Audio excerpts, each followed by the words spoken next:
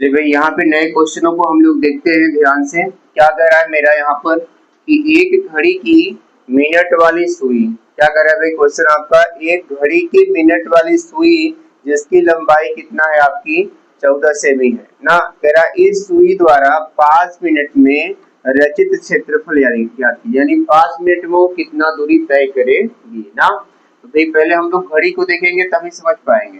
जैसे आपके पास ये आपकी एक घड़ी हो गई, ठीक है ना। अभी घड़ी नहीं हो गई भाई, अभी तो वृत्त हो गया ना।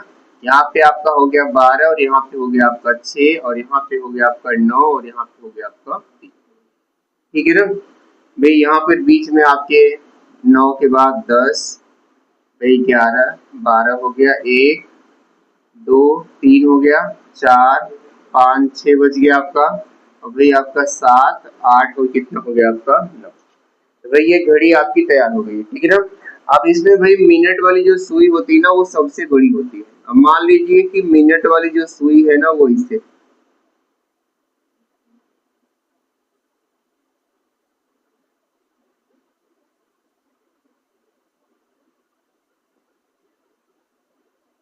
ये आपकी मान लीजिए मिनट वाली सुई है ना। अब क्या कह रहा है ये भाई, जिसकी लंबाई जो है कितनी है आपकी 14 सेमी है। तो भाई अब देख रहे हैं ना केंद्र से यहाँ तक छू रहा है, लगभग तक छूता है, तो हम लोग इसको मानेंगे त्रिज्या। यानी आर बराबर जो आपकी है ना वो कितना हो गई आपकी 14 सेमी, ठीक है ना। अब ये जो मिनट वाली जो सुई है ना इधर की ओर ऐसे चल रही है, ठीक है ना। और भाई कुछ समय के बाद मान लीजिए यहाँ पे आ गई, यहाँ पे आपकी आ गई, ठीक है ना। तो भाई 5 मिनट हो गया आपका ना। 12 से जब 1 पर पहुंची कितना हो गया आपका 1 मिनट हो गया।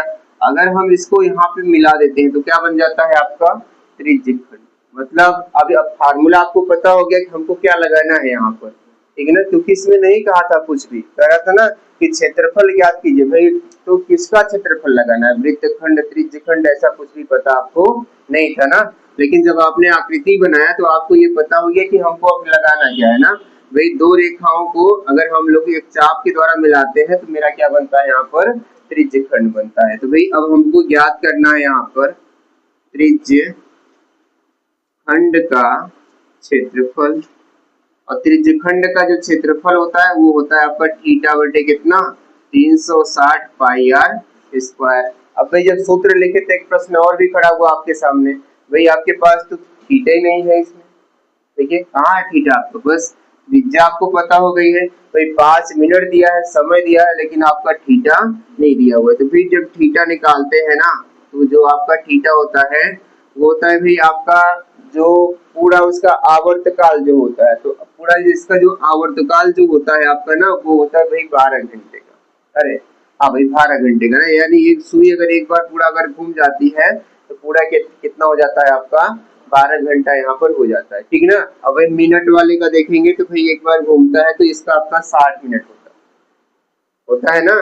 तभी ना घंटा वाला चेंज होता है। और सेकंड वाले का भाई एक बार घूमता है तो उसके लिए 60 सेकंड हो जाता है। तो भाई यहाँ पर जो घूमने वाला है ना, अगर ये आप पूरा जब घूमता है ना तो भाई ये आपका जो कोण जो बनाने वाला है, ठीक है ना, वो आपका भाई 360 डिग्री का कोण बनता है। कितने का डिग्री का कोण बनता है पूरा 360 का ना, क्योंकि भाई एक राउंड जब आप घूम जाएंगे तो पूरा कितने का हो जाएगा 360 अंश का हो जाएगा। आपने चांदी को देखा होगा ना, ये आपका चांदा होता है आधा डिग्री का होता है 180 अंश का होता है। और जब इसको नीचे से भी घुमा देंगे तो दोनों को जोड़ देंगे कितना हो जाएगा आपका 180 अंश हो जाएगा। ये 360 अरे हाँ 360 अंश जब नीचे को भी घुमा देंगे तब।